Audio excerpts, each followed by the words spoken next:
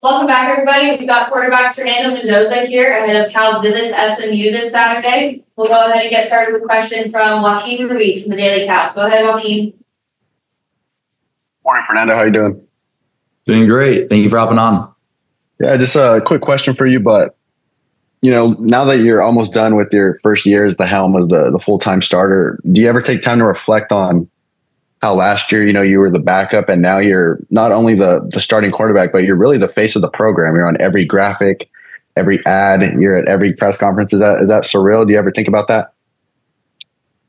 Yeah, it's definitely cool to reflect. However, this week I'm really focused on SMU, but looking back at 3 years, even like 5 years past before I came to Cal, I never thought I'd have this opportunity. So I'm extremely blessed and extremely grateful for all of it, and look forward to keep on building on top of it until, to make our team better, to make our offense better, and then ultimately develop myself as a player. So I'm really grateful for all the attention that our team has been getting, and that subsequently that I've been getting through, graphics and posters and other media such as that. But like I said, I'm very grateful.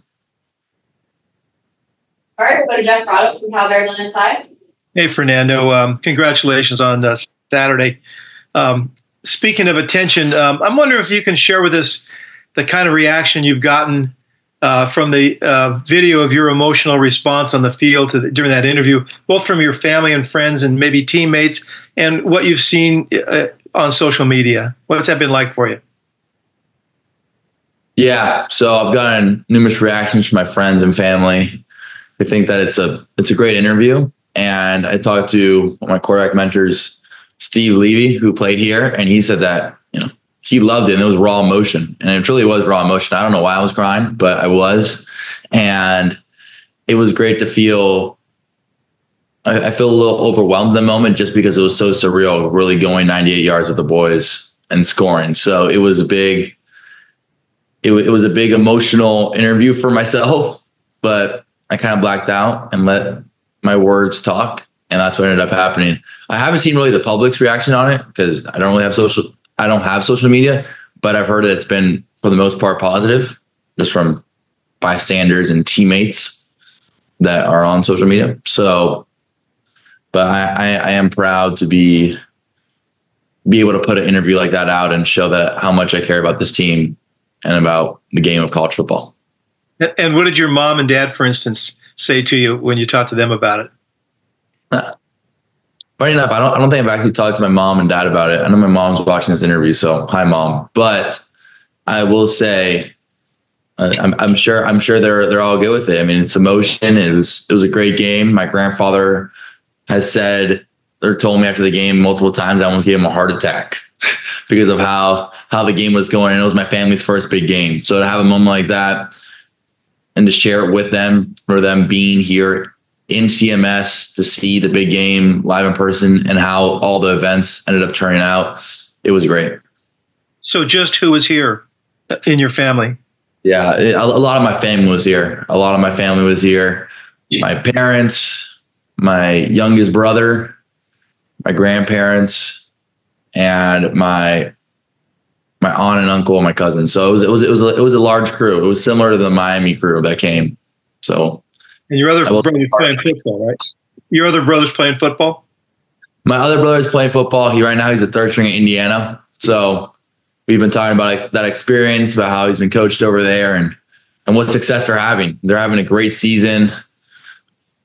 Coach Signetti, he's a great coach, along with Coach Sinceri over there. And really props to them from turning that program around. And now they're 10-1, and they had a tough loss against Ohio State. But although they're not a complacent program, it's still been an amazing jump to see them, and they're going to be really successful in the college football playoffs. So I'm really excited for my brother and the Indiana Hoosiers. Last thing, have you ever had an emotional reaction after a game quite like that? I would say last year's UCLA game wasn't as emotional because I wasn't crying, because I don't think it was a last-second victory, and I had a little bit more time for my emotions to resonate and really settle in. But I would say last year's UCLA game was similar to that. Having all that we went through, being 3-6, to be able to win 3 in a row, it especially with our offensive scheme developing during that time, it was great. All right. Thanks, Fernando. Thank you. Steve Bronner, as Chronicle. Fernando, good afternoon. Good afternoon. How you doing? I'm doing okay, thanks. I think we mentioned last week the letters BGH. I think they now apply to you. Has that sunk in? Well, I think the real BGH is Jonathan Brady. And so I think that has sank in for him, as we've talked about it off record, but him being a transfer coming in, not really understanding what the big game is like, just as anybody would. No one that hasn't played in a rivalry or been a fan for a rivalry, they wouldn't understand. So for him to be the big game hero is great. And to have two receivers back to back, Trong Brazil last year and Jonathan Brady this year, it's special. It means I'm getting my playmakers the ball, and that's my job. So I'm really proud of JB and Trong last year. Trong also had a great game this year. I think he was our leading receiver this year. So definitely kudos to them, and I'm proud to be amongst two great big game heroes. All right, we'll go to Ron Kroichik from the SF Chronicle. Fernando, thanks for the time. As someone who grew up sort of in ACC country, how do you reflect on the first season in the ACC? What was the vibe like? Did you ever look around at any point and think, "Wow, this is different than the Pac-12"? I mean, what was the whole ride? I realize there's one game left, but what's the whole ride been like for you? Yeah, so like you, I also grew up in ACC country, so I guess we're long lost ACC country brothers. But it has been an incredible ride to play teams that I've grown up watching, and it really shows how competitive the ACC is, especially how our years turned out with such tight games. Every game I believe that we've played has been a tight contest to some sort. So it really just shows you the competitive nature of the ACC, and that the ACC has great players. And for myself, I'm really grateful. I never thought, well, I did think, and it was way past. It was a dream of mine to be a starting ACC quarterback. So to be able to, play, eventually win a couple of ACC quarterbacks of the weeks. I mean, it has been great, and to be able to rack in a rivalry win this year has been really special, especially to show in ACC country, more on the East Coast, which my family's from, which the people I grew up are from. So to get that exposure over there, it is bridged two worlds apart. Quick follow. How is it different than the Pac-12? Not beyond the travel. Travel is obviously much different. But how is it different than the Pac-12 beyond the travel? And then how demanding was the travel for you now, having gone through it as opposed to just envisioning it? Yeah. So the travel, I would say I was a little used to the travel, having flown back from Miami to SFO, being in Berkeley and Miami. However, 2 days before a game, it definitely does. It is a factor. It is a factor, but our team has a great plane, and they give us food, water. They have this little stimulation thing that you put on your knee. And so all those things really help with that factor. And I think it's really minimized it to a fact that, travel is not an excuse for us, and we're going to play football because that's what we love to do, no matter if it's here at CMS, over there at Auburn, or at Wake Forest. So, or now in Dallas. But the difference is, I would say there would be a little bit more of a cultural difference just between the schools that you're playing. I would say nowadays, though, I feel like it's even more out just because of the transfer portal and people straying away from where they're from. For example, you wouldn't see many California people being a part of an East Coast team. Or the same way you wouldn't see many people from Florida being a part of a West Coast team, or maybe even like a Midwest team. And so now with the transfer portal, and I think that college football, especially within I would say the rankings of teams, like it's evened out a little bit. So, but to be able to experience the Pac-12 was truly special, as the UCLA, USC rivalry, our kind of trio rivalry in between that, and all the different things that the Pac-12 brought. I will say the Pac-12 had Pac-12 After Dark, which is its own thing in a good way. Thanks, Fernando. Appreciate it. We'll go back to Steve. Yeah, but Fernando, I got lost connection there for a bit, so I missed the end of your answer. I'll get it on video, but I was going to ask one follow-up. We talked after the Miami game about how that was not your typical loss, and how do you get ready in a short amount of time to play Pittsburgh and go on the road and play a ranked team at the time. It's very similar this time, but it's flipped. You had a very emotional win. And, obviously it's been great for you, great for the program. But how do you put the win behind you, so to speak, and get ready to play a really good team, a team that might be in the college football playoff?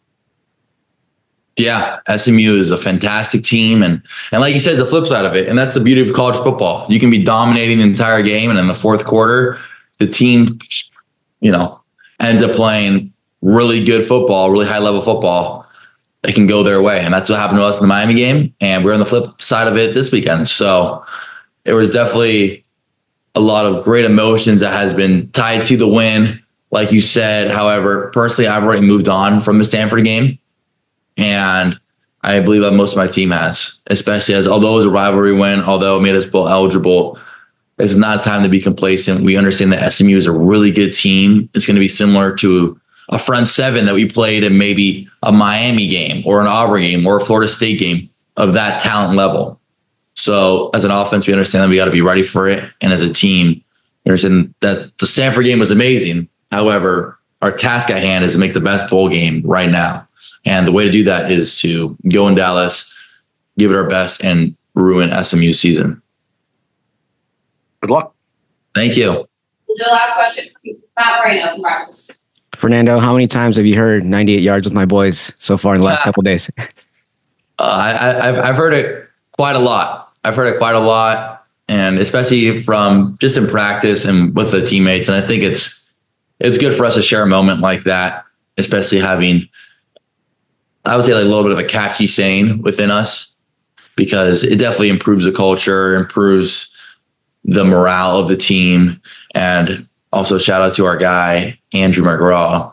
Love that guy to death. And he actually wore 98 yards with my boys shirt to, I believe, the Warriors basketball game yesterday. And it was, I think it was courtside actually. So I know that they showed the Warriors game. I kind of saw him on the court wearing that shirt. So it definitely means a lot. I know it meant a lot to the alumni and the community as a whole. So to share a moment with everybody like that really means a lot to us. I know what it represents and what it means for that game, but for you specifically, we've talked earlier in the season, like there was that one thing that you were still kind of trying to check off your checklist was a 1-minute drive, a game-winning drive. To have kind of that under your belt now and having succeeded in that, how important is that going to be for you just as a quarterback moving forward?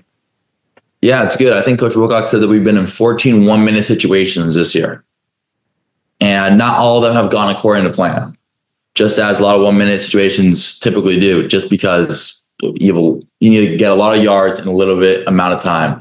But the reps that we've accumulated in practice and in the games has been crucial for us. So I think it's been a big part of our success and a reason that we've had those pressure drives and be able to slow our heartbeat down and be able to have great leadership in those moments is because of the reps that we've been putting in throughout the season in practice. And then also in the games when we have those opportunities.